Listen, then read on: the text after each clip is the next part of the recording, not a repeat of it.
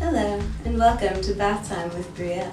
On this episode, we're going to be talking about choking. There are a million ways to play in the BDSM world, but somehow one of the most dangerous ways is extremely popular. I blame porn. So if we're going to be choking the shit out of each other, we have to understand the risk, we have to be able to communicate with our partners, and we have to understand how to execute it safely. People are into choking for a lot of different reasons. Some of those reasons might be psychological, like you might be into choking if you're more submissive and you get turned on by someone who's more dominant. It can also be used as a tool to keep you more present. Also, the restriction of oxygen to the brain releases endorphins, and that can heighten your orgasm. Before you engage in any kind of breath play, you need to understand the risks. Number one risk, death.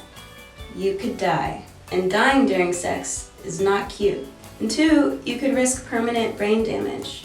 You and your partner have to understand this before you engage in any kind of breath play. Since you can't talk when you're being choked, you need another way to communicate your limits. Instead of a safe word, you need a safe motion. So that could mean tapping out, you could hold up a peace sign, whatever. The person who's choking you needs to know this ahead of when you participate in breath play. Okay, now timing. You should not be choking someone for extended periods of time. If you're going to use breath play, I suggest using it when you're really close to climax. The duration of how long you hold the choke is going to vary from person to person. Safer increments of time could be anywhere from 15 to 30 seconds. If you're the person doing the choking, you can count those seconds in your head. There are many different kinds of breath play. I'm just going to demonstrate a few that are lower risk.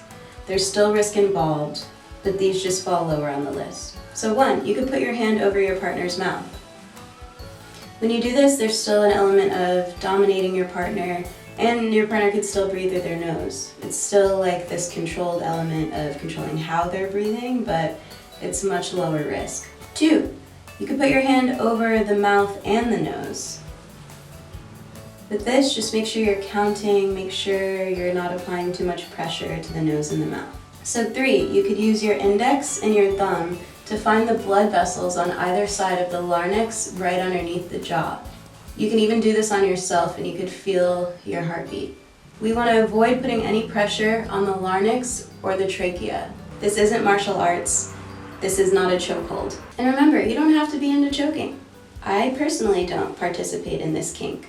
If your partner asks you to choke them and you don't feel comfortable, don't do it. There are a bunch of other low-risk kinks that you could participate in. If you are into choking, that's awesome. Just make sure you and your partner understand the risk and know how to do it safely, because safe sex is the best sex. And that wraps up this episode. Thank you so much for joining me. Make sure to like and subscribe and stuff. Okay, bye.